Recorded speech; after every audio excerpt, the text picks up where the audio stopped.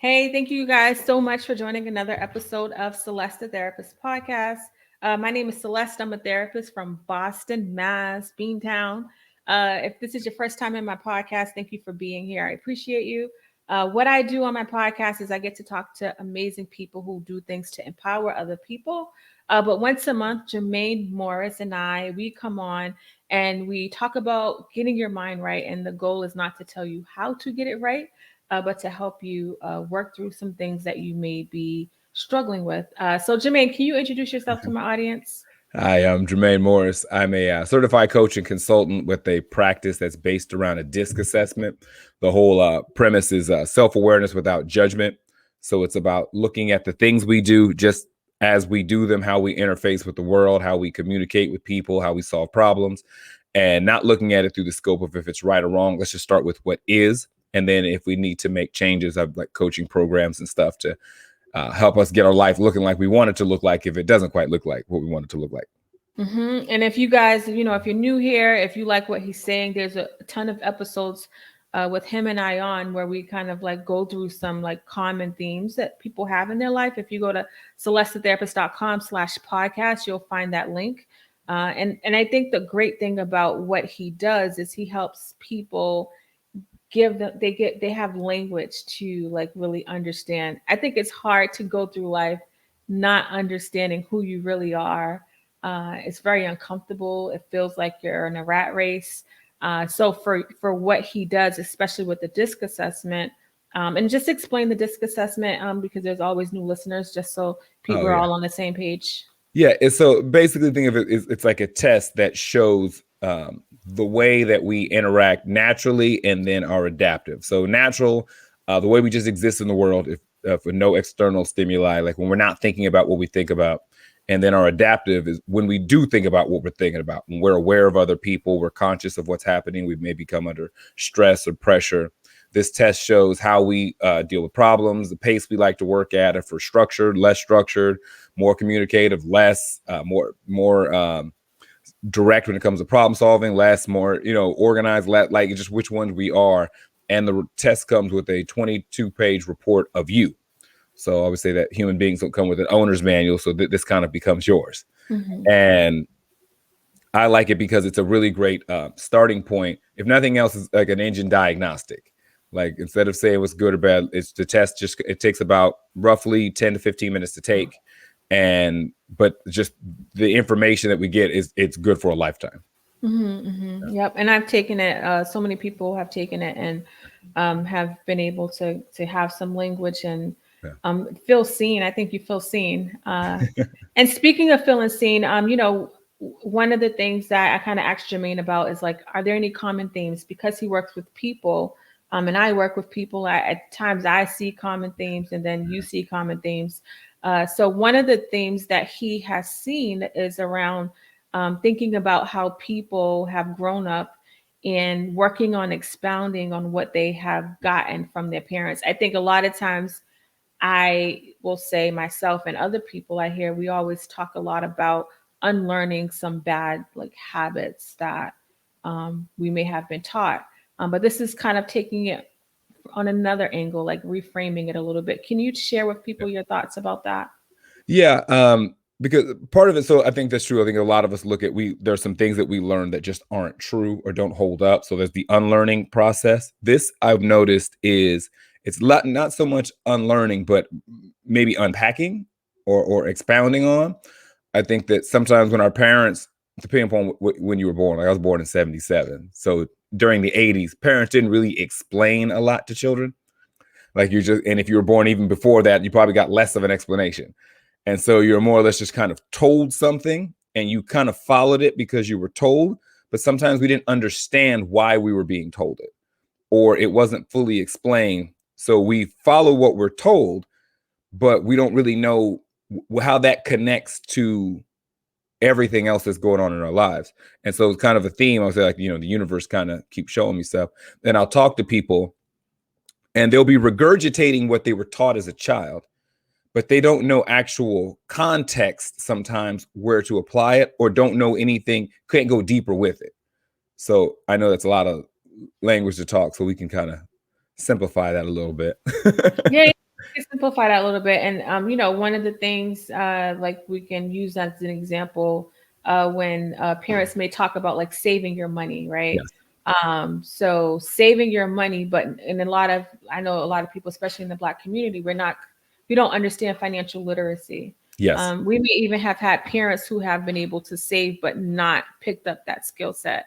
Yeah. What tell people a little bit about like how like people can use that idea of I was taught to save my money but not understanding the principles behind it. Yeah. So if you're taught, so using that example, so if you're taught save your money, okay, but no one ever taught you about like investments. They didn't teach you about like you can find yourself with all your money in a shoebox, doing absolutely nothing for you, and your money's not working for you. Your money's not growing. Like you don't really have a. You're scared of the stock market. Don't trust cryptocurrency. Don't trust the banks. Don't trust. Scared to get into real estate. Like you don't know how to use money, but you have some. Like you're all your bills are paid on time, but you don't know how to do anything with money because you just simply focused on don't spend it all. And so then you find yourselves 30s, 40s, 50s banking on if I can save enough, then maybe I'll be okay on the back end of my life, as opposed to learning how to use money. And then you don't have to work maybe as long or as hard, or you can have more at the back end. Like, so sometimes it's about expounding upon some things. I think that we get the Cliff's Notes versions of a lot of principles as children because our parents don't want to overwhelm us, or they just don't feel like they got the energy to I ain't trying to explain this to no kid, like I got to work, I'm tired, whatever. And they just kind of tell us something. But as adults, we don't revisit those principles. Sometimes we just apply them face value, and that can kind of get us in trouble as we're adults now. Yeah, what's another? I mean, the saving money piece was a more tangible example, I Yeah. think, around some things that we may have been told. What's a example that's not so tangible that we may have kind of been told but not taught? Okay, so like, and I use my example in I preface this is not a knock to my parents. I think they did a great job in instilling principles and rules and all that. Little disclaimer I put out. And speaking on that piece Yes. too, just as we're talking about this, and because I have people of all ages that Yeah. are listening to this, it's not about shaming or blaming. Yeah. I think a lot of times, like, I'm glad you said that around like with your parents, because like our parents did the best that they could. Yes. And I think that for so many of our parents, especially in the Black community, they were literally trying to survive, right? So they gave us a lot of survival techniques. Yeah. Because that's all they kind of knew.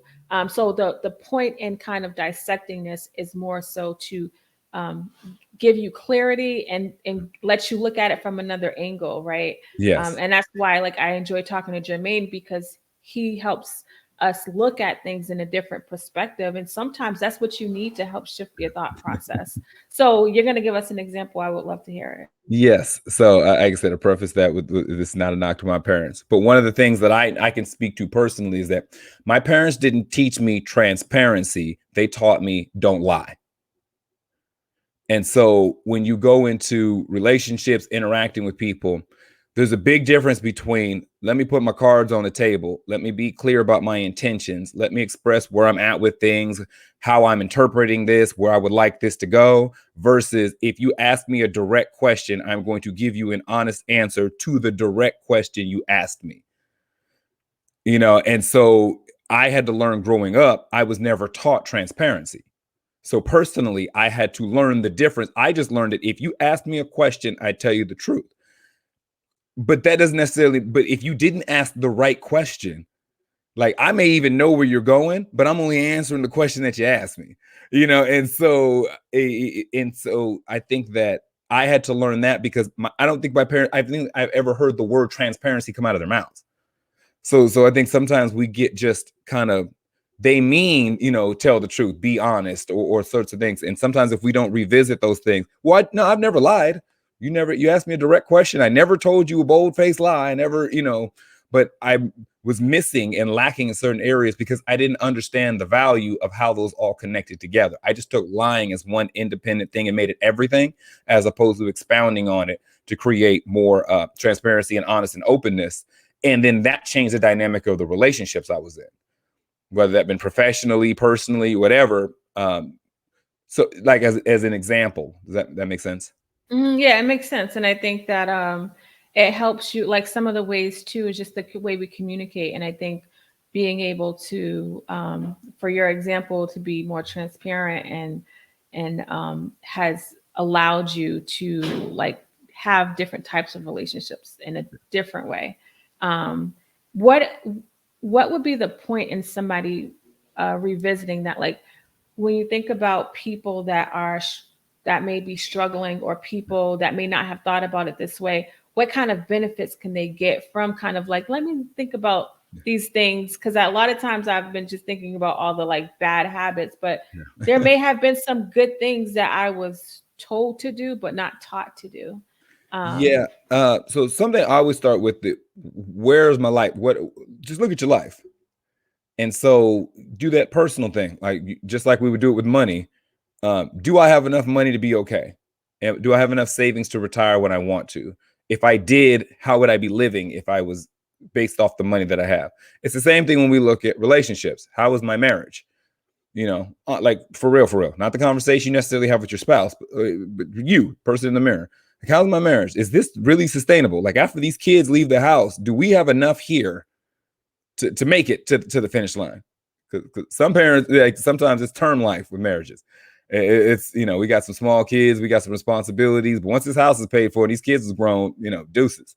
So sometimes it's like looking at based on how everything is and the way that it's going, is this all right? Is the relationships I have, the friendships that I have, is this sustainable? Is this the type of stuff I want to have from now on? My interaction with my siblings, the way I communicate with my children, the way I talk to, like taking that stock of, is this working? And if it's not, where are some areas that the same way if our money is like, I'm not going to be able to afford to retire at this age based upon this money, I'm not going to be able to, we're not going to stay married together after this year. If we communicate the way we do, and spend time together as infrequently as we do, we're not going to make it to the back end. So sometimes just taking that assessment of our life and then start saying, okay, well, where are some of these areas?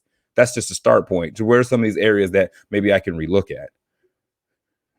And I think the inventory part is crucial. And I also understand like sometimes people struggle with taking inventory because they don't want to see the like what's in front of them, Yeah. right? You what's happening, you're not where you want to be, that you might be struggling, but you don't want to really think about it. And you kind of fill up your time with other things or doing for other people while you are still there. Yeah. Because you just mentioned this inventory piece. And I know there's an episode we've done in the past about inventory, which was really good. But can you share with people about like, yes, it's hard, but why the inventory piece is where that's where it starts, that self-awareness pretty much. Why is that important? Well, taking inventory of what our life looks like, how we do things, how we interact. Like I said, it's know where you're working. So if you don't start internally, then the alternative is you're starting externally, and that's not really going to help you long term.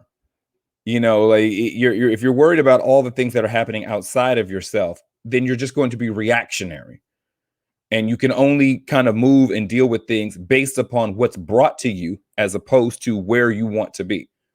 So an opportunity only comes if somebody brings it to you as opposed to you creating one for yourself. And so with the internal stuff, with the inventory is that like, and I said it's a real world conversation without the judgment. I'm not saying good, bad, right, wrong, nothing. Just what is. Like is this working for me? If not, what would I like it to be? I always ask people when I work with them, so kind of making it more tangible stuff. Describe what you want your life to look like. Like how do you see this? And is that possible based on the road you're currently on? It's not like Rome, all roads don't lead to it. So some of these roads that we're on, you will not get to where it is that we want to be based upon the road that we're currently on. So if there's some changes need to be made, you're only going to find that out by doing inventory. You're only going to find that out by really looking at, okay, I would love to have an open line of communication and a big friendship circle and ties to community and a loving companion and all this, but I'm pretty withdrawn. I can be moody, argumentative. I don't like being around people like that for long periods of time. Like the road that I'm on is not going to get me to the place that I say that I want to be on. So just that inventory is important to see, okay, what do you really want? And can you get there based upon how you're currently behaving? And I think when people take that inventory, how you made an example of like, I don't really like to be around a lot of people. I could be this, I could be that. Yeah. It's important to like be okay with who you are. Yes.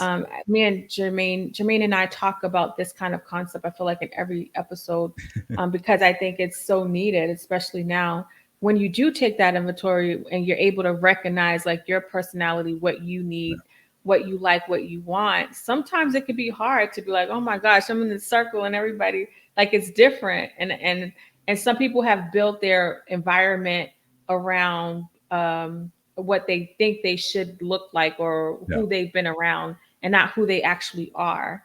And I think like really making that transition and becoming more mindful when you're taking that inventory can be like a grieving process because people start to feel alone. Because the people that have been in their life before no longer are kind of fitting that mold. Do you find that as you're working with people and they become self-aware that they struggle with the feeling like isolated around that process? I just had this conversation last week. And it wasn't actually someone who was working with us. I was just talking with a friend who's been kind of going through some transitional stuff and learning more about themselves. And friendships are starting to kind of fall off. And we talked about it in a previous show and talked about the difference between the relationship between the snail and the caterpillar, you know, about how that snail and that caterpillar can be best friends while they're on the leaf together. But once that caterpillar becomes a butterfly, they don't hang out with the snail anymore. And that friend was dealing with that. People who had been snails that had been around for a long time, all of a sudden was hitting with the, oh, you acting funny. Oh, you changing. Like as they were becoming more and more aware, they were changing, they were transforming, they were shifting, and the world around them was fit their old life, but wasn't going to fit their new one. And so there is kind of a grieving process. I've known so-and-so for years. We've known such and such. I've known so-and-so since school. I've lived next to so-and-so. And all of a sudden, these relationships kind of start falling off and these distance in communication because that's part of our old life. And as we become more aware and we start making these changes, it can be a little sad. And that growth is not just all this, you know, beautiful abundance of happiness and joy. And some of it is some loss. Some of it is some friendships that don't make it. There are some certain relatives that kind of those relationships don't carry over. And that can be a little bit hard. And that's why some people regress. Mm-hmm. You know, they'll stunt their own growth because of somebody. Mm-hmm. You know, they'll minimize their experience because in their mind, this person or this relationship, they'll put it ahead of their own, some cases, well-being. Yeah. So it can be a sad, grieving process. But to the other side, I've seen people who lack self-awareness. Mm-hmm. So the one group is the people who are starting to make those changes and develop. And sometimes it can be sad and they're not like, you know, it can be a grieving process. But I've known same week. This has been a very interesting week for me. I had to deal with an individual with zero self-awareness. Mm-hmm. And so if you're saying what's the alternative to not making that shift and not becoming aware and doing that inventory, this individual can have the same argument with 50 different people who don't know each other. Mm-hmm. Like if you talk to them, you thought they'd have the same manager in every job for the last 30 years mm-hmm. because their rundown of their relationship with their boss is verbatim the same. Yeah. You'd have thought they dated the same 15 people their entire life because the whole relationship breakdown to the end, verbatim, the exact, like it's like Groundhog's Day. Like you were really just reliving the same problems, giving the same script with the same issues because there's zero self-awareness. So we say, so what's the alternative to not going through that grieving process of losing some of those relationships or some of those things not coming over? You are literally going to keep reliving the same life. And it's usually negative experiences when you do not do some of this work when it pertains to self-awareness. It will always be somebody else's fault. Someone will always be messing with you. Someone will always have an attitude. It'll always be so you almost, pick your poison. you know, Mm-hmm. but I personally have found that, yes, there's some relationships that have not carried over, and it doesn't even mean that there's resentment or anger. It just means that they're no longer, they just didn't make the transition to day-to-day interactions. Is far better than to the alternative of not becoming aware and looking at these things and then feeling like you're almost like a victim to what the life this world brings you, as Yeah. opposed to becoming aware and taking a little more control of your life. Yeah, that's good. And you know, when I think about the friendship piece, do you watch Insecure? You don't watch Insecure. You don't seem like the insecure I've type. seen it. I know somebody who's on the show, so I caught it when it was. I watched it for that purpose in the beginning. Oh, okay. When I think so, you know, a lot of like we think about expounding on what our parents have taught us, and sometimes like stick with your family or that's your friend. Don't like make sure y'all stay together, right? Yeah. I think about so when I think about Issa and Molly, they're friends on the show. Okay. Molly ended up going to therapy last season, Okay. and then she started to realize every time Issa called her, it was about drama. There was always in this drama. There was always drama, like, and they've been friends for a long time. They went through this transition where they like stopped talking because I think Molly kind of felt like she was giving so much of herself and not getting it back. And Yeah. because she's on this healing journey, Issa's still like, about the drama. Yeah. And like, you know, when I watched that kind of scene, I talk to people all the time. This is such a common, I don't know if it happens really with male relationships. I Yeah. see it a lot with the female relationships. And I think about how um, as you're growing, so you know, with Molly like being angry at Issa for like always calling about drama, but in my mind I'm like, yeah, but you kind of set the relationship up that way, so you're not walking around angry that the other person is who they are, Yeah. but more so looking at, okay, like how did I allow this relationship to get like that? Does that part make sense? Yeah, I don't know if there's a male equivalent. I'm sure there are. So let me say I don't speak for all of us. I'm not the representative of the male population as a whole. So I'm sure there are some folks that this is their experience. What I have found is when you start men start with let me just say me. So I'm not speaking for generalities. When I start making those shifts, I never had a conversation with somebody when I started becoming more aware of things, and I just didn't want to participate anymore. Mm-hmm. Like I just kind of like, it's almost like water. I just was flowing one way, and then something happened and I just kind of start flowing another way. So I didn't have to Mm-hmm. have a full-blown conversation with somebody like, I can't hang out with you anymore because you I toxic wonder and you because y'all this don't really. I wonder if it's because y'all don't really like do the emotion. Not that y'all don't have emotions, but yeah. a lot of times I feel like females we tend to like lead more with emotions or have a little bit more emotions behind our decision. I feel like a lot of times men can be very logical and like it's kind of like, oh, okay, this doesn't work, but not like, oh, this and that. Like you're not Well, going any deeper. well, I think what it is, and I just had this conversation last night. I was speaking on this panel discussion. It's kind of darker. We were discussing domestic violence, and we are talking about how that's kind of a misnomer that men aren't emotional. Men are very emotional. And if you ever thought your man's not emotional, let him be watching the game with 10 seconds left, walk up to him and turn off the TV and see how Well, not emotional he gets. But but but not like not like they don't have emotions, but they don't express it. Like they've never. I feel so, like they're not given the freedom to express it. Not that they can't. yeah, so the reason why I preface that is the saying, so men will have an emotional thing. We'll look at like, man, every time I'm around him, man, he's on some negativity and I'm just not trying, like I got enough going on. Or every time I talk to him, he's in some drama. Every time I go somewhere with him, he want to fight. Every time he calls, you got to talk about something somebody said or something. Like we'll address those negative experiences we have with somebody within Oh, okay. ourselves. Okay. And then it's just like, I mean, we may talk mess about that person to somebody else, like, you know, the barbershop talk, whatever. I thought you was wrong with so-and-so. Nah, man, he on some other mess. But when we make the decision to not engage with them anymore, usually it's simply just a fallback. It's just like, Oh, man, okay. It's not okay. Craig's always on this. I'm trying to find peace. I found Jesus. I found Allah. I got married. I'm trying to get married. I got a baby Okay. now. I got whatever. I can't go to jail no more. I got this, that, like whatever it is that's going on in your life experience. You're just like, I can't be around that anymore. And I'm Yes. not going to have a formal conversation with Craig. Right. When Craig calls, him busy. Mm-hmm. You know what I'm saying? Like I just gonna, I'm just gonna start moving other ways, and Craig will figure it out. Craig's gonna be Mm-hmm. like, oh man, he always got something going on, and now he don't come around like he used to, or he, you know, and slowly ghost. sad to say, yes, there's a lot of women get mad at men for doing it. There's a lot of dudes who ghosted each other over the years.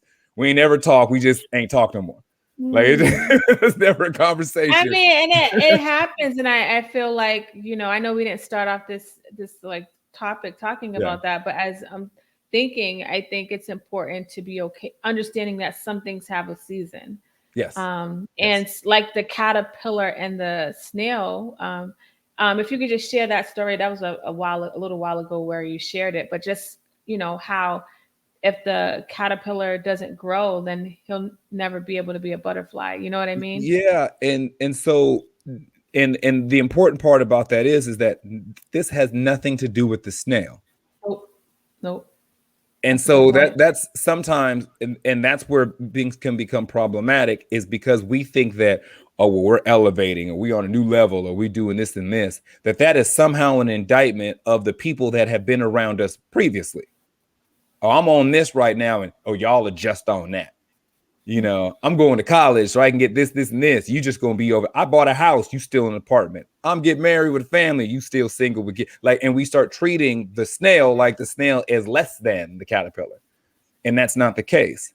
It just means that when you make that transition from a caterpillar to a butterfly, it's just a different set of experiences. You are not better than this person because you decide you don't want to go to the club anymore.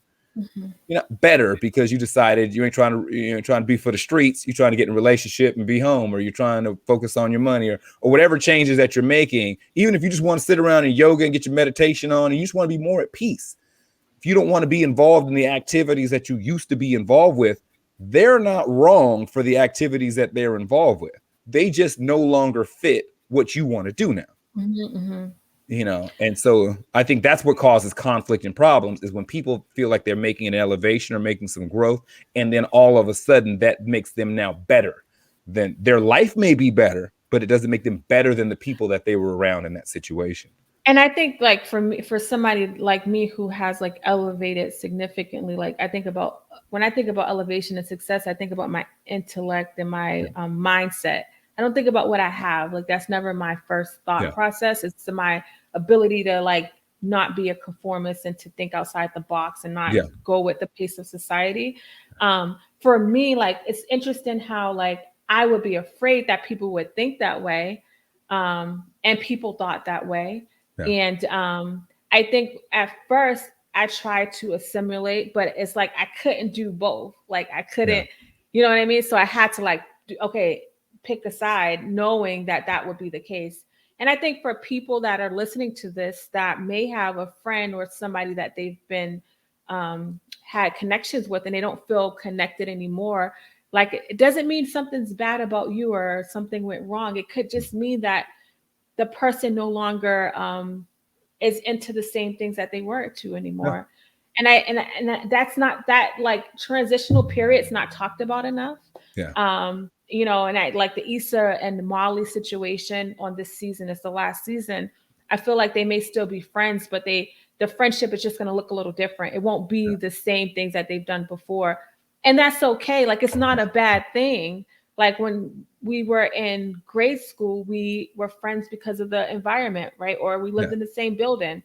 But then somebody went to college, somebody went to trade school, somebody went to work. And then things start to look different. And I think it's so important for us to normalize and understand that things are going to change. And that's okay, right? Okay. Yes.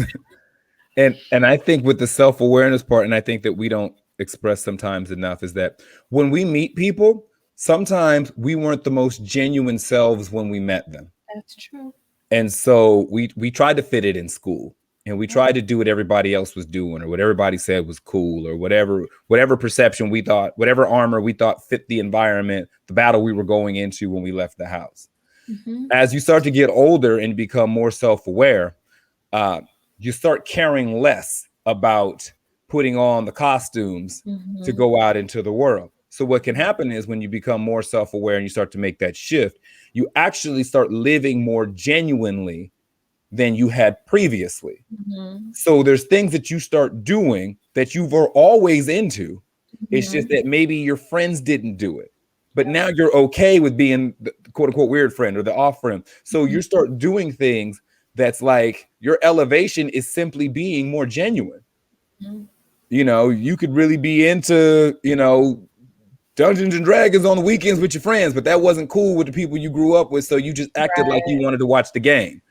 Right. But now you're like, no, I'm trying to get my squad together. Where do your dice at? With some goblins or whatever, however they go. Like whatever, you know, you're actually being yourself. And so there'll be a shift that can happen then where it's like, oh, you acting different. No, I'm actually just acting like me.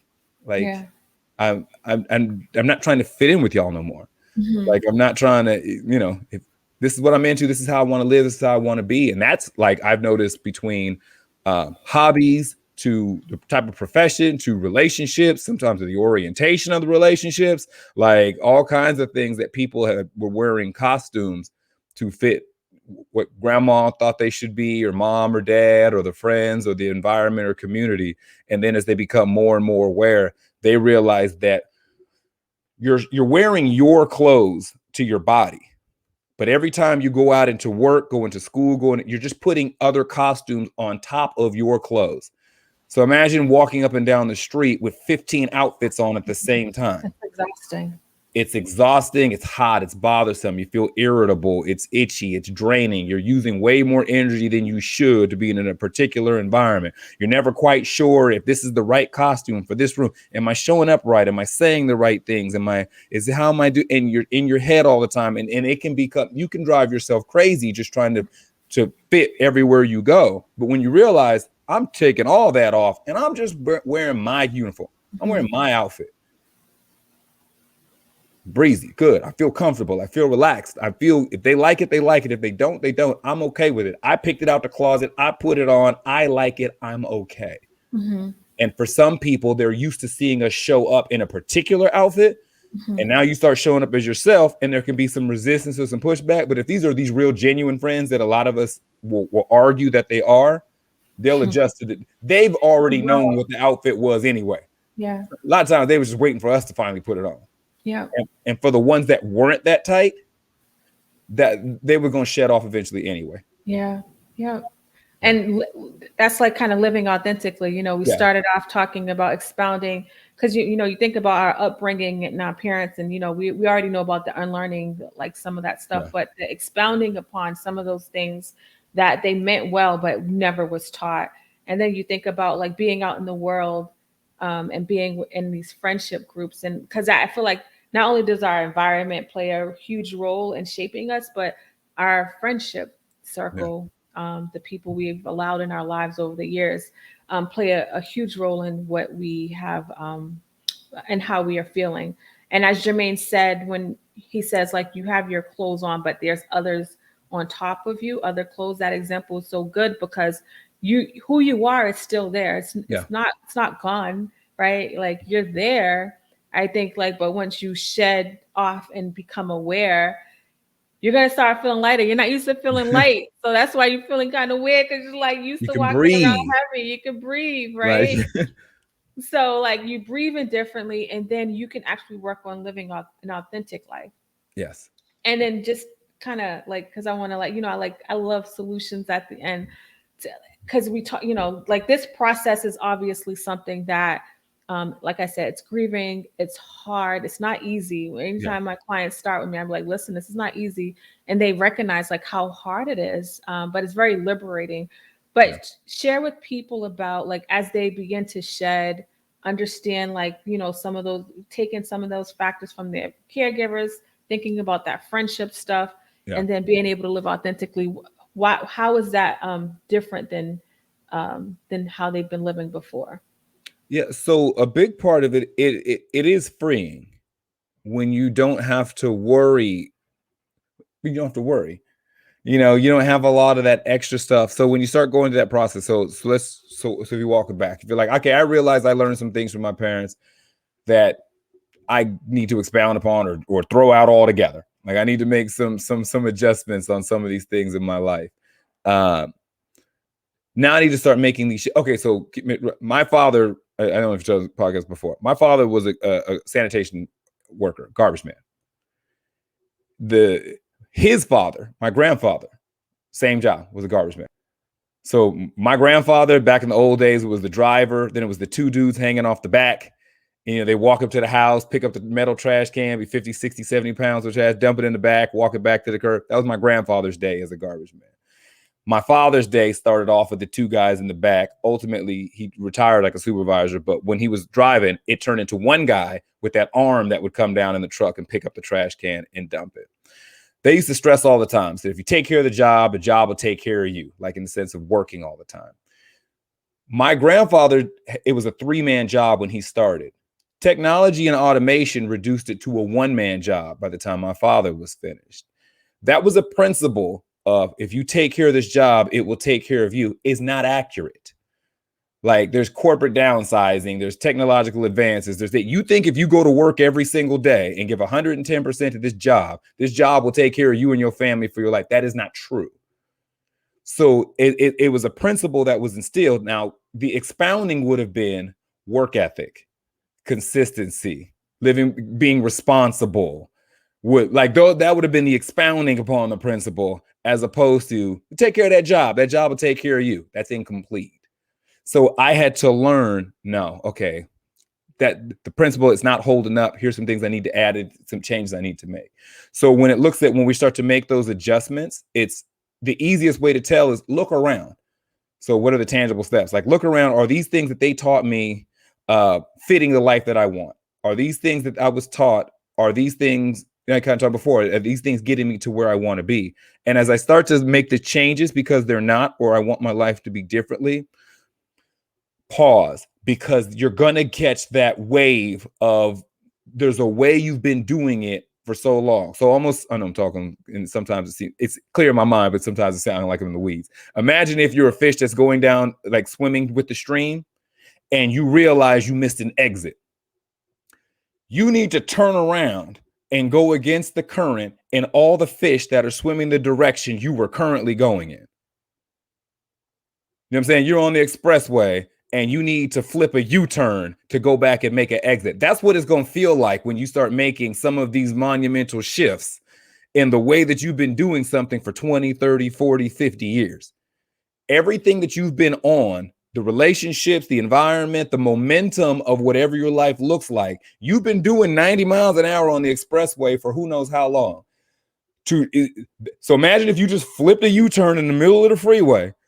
You're going to see conflict. People are going to be in your face. You're going to see excitement. There's going to be drama. There's going to be a whole bunch of things until you get to your exit.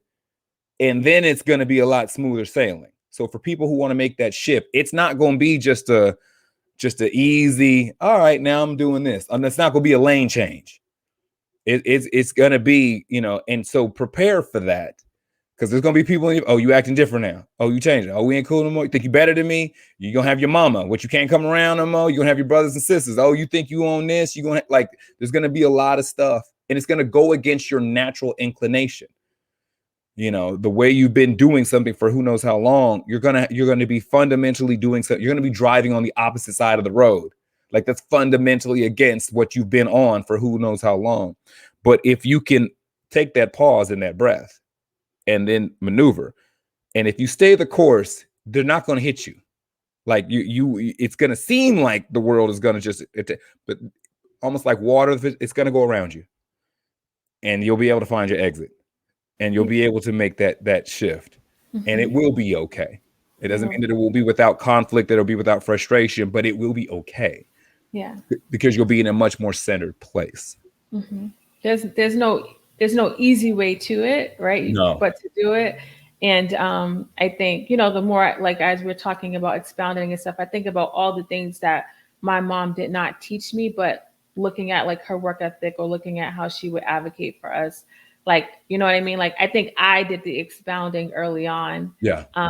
Even though I was never the way I am, I can't point out one person that has guided me into this way other than the fact that I think really deep about things and I look at what I don't want and I've learned to do the opposite. Yeah. And now obviously I have a lot more tools, a lot more access to information to help me continue to develop the sense that I have now of living life. And I think, when it comes to change, you got to remember you're introducing a foreign concept to your body, Yeah. right? And anytime there's a foreign concept, our body's going to go into shock, right? We may get, medically, we get we'll get we get a fever, right? Because it's trying to fight it off, right? And Yeah. so when you think about literally like when you're trying to change the way you operate and your body is used to us like just getting used and going with the flow and eventually like you keep staying the course and staying consistent, your body can like reframe itself and Yes. learn like our mind is so powerful, we don't give it enough credit. Our mind goes in the direction that we tell it. And so if we're used to being a certain way, our mind's going to stay in that way. But the more we start to change, the mind starts to reshape and go into the direction that you're providing for it. And it's not just people, it's what you do with your time, Yeah. like what you are exposing yourself to. There's so many elements to it. But I would encourage people listening to just take it like one day at a time, one thing at a time. Yeah. Don't overcomplicate it, because it takes time. Change takes time, and you got to be patient with yourself. And the last thing I'll say about that is as you're changing, celebrate those moments when you say no. Or if you take a pause, maybe you say yes, but you didn't say yes right away. Yeah. You're getting closer to that no, right? So like learn how to celebrate those moments of those small changes because they matter and they add up and they keep you motivated to kind of stay the course to go into the direction that you're trying to go. I agree completely. And I think something that we'll give credit to the biology of like tissue dependencies. Like if you're alcoholism or drug addiction, or even if it's like sugar or caffeine, the body will create a tissue dependency to something that we're accustomed to giving it. And so the same thing kind of almost applies behaviorally. And so that if you decide you drink coffee every day, you drink, you hit the drive through the whatever boy, wherever you live at, and you get, you're used to it 2-3 times a day, whatever. And you're like, I'm a cut back. I'm not going. Your body's all of a sudden going to be like, no. We want that caffeine sugar. So we're going to start making you irritable until you give it to us. We're going to start giving you headaches until you give it to us. We're going to make you frustrated. And we're going to shake you. I'm going to try to bully you into giving me what I want. And if you stay the course, you'll get over that hump and you'll start to be okay. It's the same behaviorally. There's a way we're used to doing things. Subconsciously, we'll be wired a certain way. So when you start making the shift, your brain's going to try to get you back on coffee. It's going to start making environments a little uncomfortable. It's going to make, you're going to start feeling irritable and anxious. It's going to try to get you to get back on what it's accustomed to. But you got to just, if you can ride it out and you can get over the hump, it'll get reacclimated to we don't drink coffee anymore. It'll get reacclimated to we don't have sugar like that in the morning. Yep. And it'll be okay. Yep. The coffee, alcohol, like all of those. You don't get the shakes when you're trying to get new friends. Yeah. You're gonna lose some sleep when you're trying to date new types of people. Yep. You're gonna, when you're trying to go back to school or try to get a different career, you're gonna have an upset stomach with an IBS and all that stuff. Imposter syndrome, all of it. All that. You just gotta it's a season. You're riding it out.